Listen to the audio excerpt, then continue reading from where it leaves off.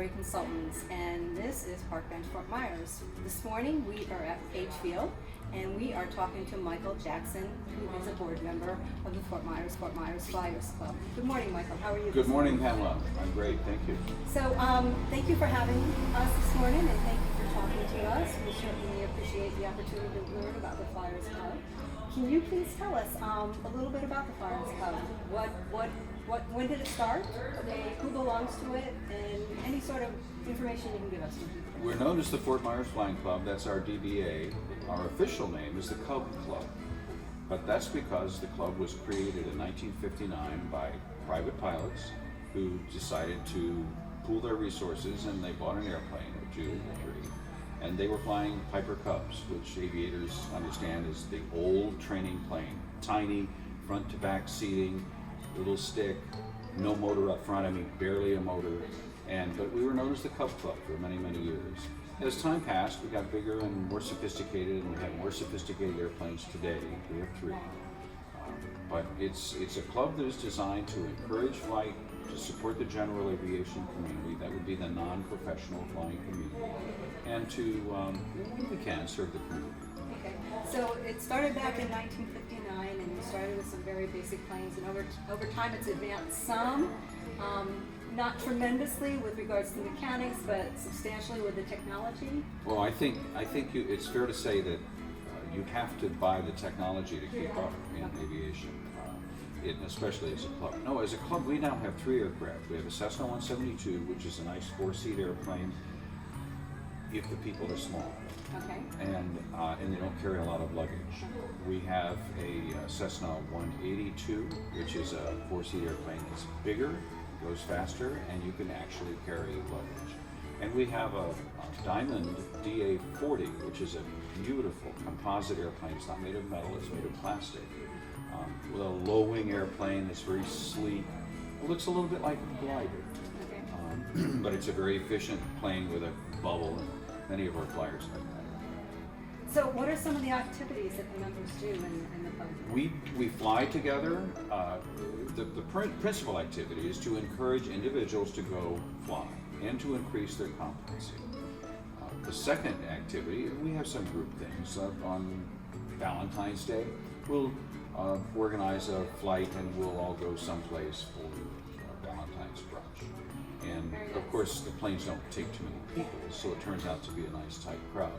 We have a number of members who own their own airplanes. Okay. And so, but they still belong because they like the networking, they like the safety panels that we put together, they enjoy the programs that our monthly meetings have. And so the group can be somewhat large. As a group, we have a wonderful holiday party in which we not only have prizes for our members, but we also donate to Toys for Tots and so on. And you have other community type services that the group does as well, correct?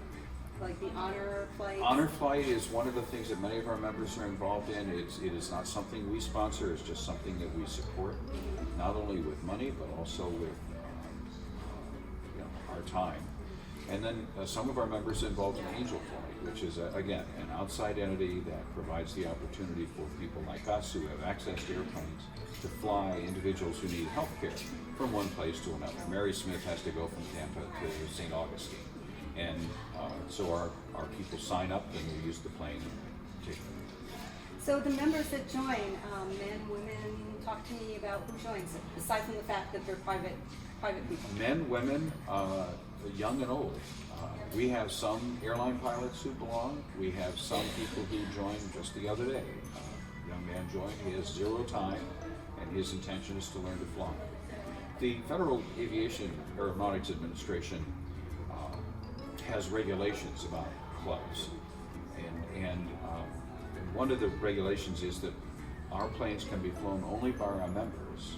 And if they want to learn in that airplane, they have to be taught by members who are certified flight instructors. And there's a whole process for approving them in addition to their competency. My point is that we have members who have zero time, and we have members with thousands of hours, and men and women of all ages. That's fantastic. So it's a great camaraderie. You can also learn, and it sounds like there's a lot of social opportunities there as well. How many members does the club have? Right now we have 145. That's about normal for us. It's interesting because sort of like our economy in Southwest Florida, we have members who are snowbirders. Okay. I have friends who are members from Canada. They own their own airplane, but they are members here in the club. They fly down every spring, or not, I guess they would fly down in the winter, and stay here in the winter and then leave when it gets hot. And so the number of people using our airplanes changes over time during the course of a year, but as a rule, I have 145 dues-paying members who are pilots. So all you have to do is come with an interest and some experience, or at least the desire, I expect, to some degree. Do you have a website page or a Facebook page? We do. The website presence is www.fortmyersflyingclub.com. Okay, is that Fort Myers spelled out?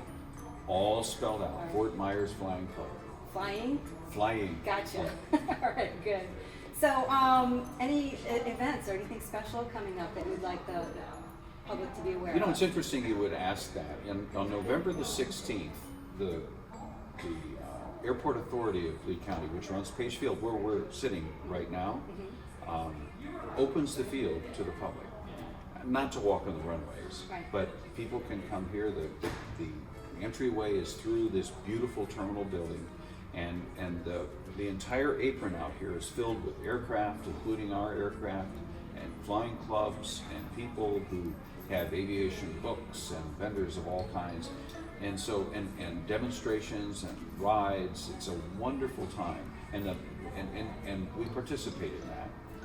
But it's credit to the field, because they do this for the community to encourage people to come out and see what aviation is. You know, Page Field used to be a military field. Oh, how interesting. When Fort Myers was created, they bought this land and they wanted to create a golf course, but that didn't work out too well. And then World War II came along, and a field was created, and this field was used for a while as part of the very vast network of military training fields that were in Florida. I really love how it's just so accessible. It's like it's right off of 41, and you can just get to it so easy from anywhere in Fort Myers. I'll tell you, this field is, I encourage people to come and see it. And this is one of the things we as a club are excited about. This field just underwent more than $20 million worth of renovation. They scraped up the money from feds and state and so on. And so the runways have been refurbished, the electronics have been refurbished. The only thing that hasn't been redone is the tower. Okay. And so our friends who are air traffic controllers here still beef a little bit. Okay. But the field is probably one of the superior fields in terms of technology and quality in the entire state of Florida. That's great. That's I'm really proud to have this airport here, and I love visiting. Thank you very much for your time, Michael. And everybody, mark your calendars, November 16th for National Aviation Day, correct? It's Page Field Aviation Day. Page Field Aviation Day. Okay, thank you. Maybe we should make it a national event and honor Fort Myers. That would be There great. we go. Thank you. Thank you, Michael, for your time. You bet. Appreciate it.